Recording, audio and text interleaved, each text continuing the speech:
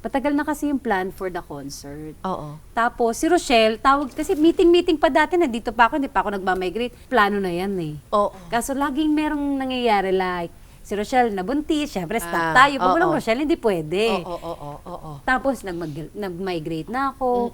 Tapos, si Rochelle, meron ulit tawagan kami niya na, uy, tuloy na natin. Okay, sige, biglang mawawala. Eto na, nagsama-sama sila for a shoot yata ng endorsement. Nag-usap lang sila na, game na? Game. Yun na yun. Kaya sinasabi nila sa akin, tutuloy na natin. Yung hindi ako masyadong excited kasi, Oo. sure na ba? Kasi nasa Australia ako, hindi madali na Oo. parang magpa-plan ako ng leave. Ganun na kasi ngayon. Siyempre, nag-work ako as customer service ng company. Saka lahat dapat maayos ang proseso. Pag nag-leave ka, although medyo flexible kami kasi family. Tapos, hindi ka pwedeng basta-basta mag-decide bumili ng ticket. Paano kung bumili ka na ng ticket, hindi pala natuloy? Correct. Diba? Tapos, di ba, nagka-problema pa kasi walang gustong mag-budget? Yes, yun. Isa pa, kasi si Rochelle, non-stop tawagan kami niyan. Naghanap kami tinutulungan ko rin sila. Oo. Tapos, nung tinulungan ko sila sa isa, kaso, alam mo minsan na parang may agreement na, biglang nawala. Gusto na talagang tumigil ni Rochelle. Sabi niya, tama na, parang hindi siguro. Anong pakiramdam nung nire-reject kayo ng mga financiers? Ano ba sinasabi? Bakit hindi nila popondohan? Baka hindi kasi mag-boom yung concert namin. Malugi. Siyempre, business is business. Doon sila lagi sa side ng business. Oo. Gusto nilang sex bomb at the same time, may fear.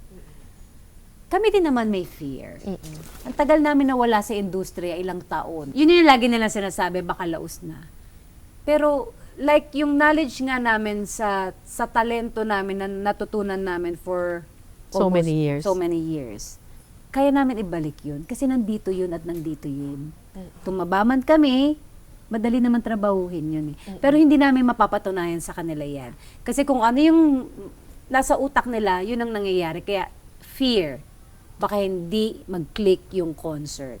Kahit paano na-earn naman namin siguro yung respeto na Totoo. may right kami. Na may right kami sa mundo ng show business, sa mundo ng dance community.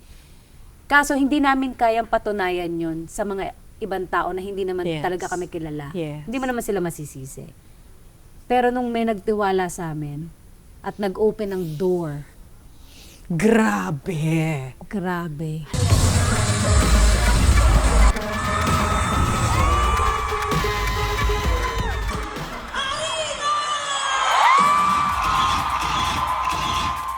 Anong pakiramdam? Kahit kami, wow. Anong pakiramdam nung nakita niyo yung sobrang daming tao? Sobrang overwhelming and very humbling at the same time. Kasi siguro na-experience namin siya before, pero yung feeling, matured na kami ngayon, kung paano namin na-appreciate ang bagay, sobrang iba. Grabe kami maka-appreciate ng bagay ngayon. Kasi, di ba, naiintindihan na namin sila. Yes. So, parang, wow. Alam mo yung pressure na parang, dati yung pressure na parang baka walang manood. Ngayon yung pressure, kailangan bigyan natin sila ng magandang show. Kasi ang daming pumila. Deserve nila kasi feeling ko yun yung tumatak sa kanila nung pinanood nila yung day 1 at day 2 namin.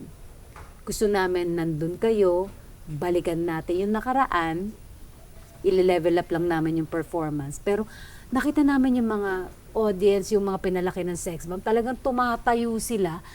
Ang na-feel nila, yung time na nandun sila sa moment na yun, na wala pa tayong problema masyado, sayaw lang tayo ng sayaw sa kalye, lagi lang tayong masaya. So parang yun yung binalikan namin, na nakakatuwa na ganun yung impact sa kanila nung concert namin.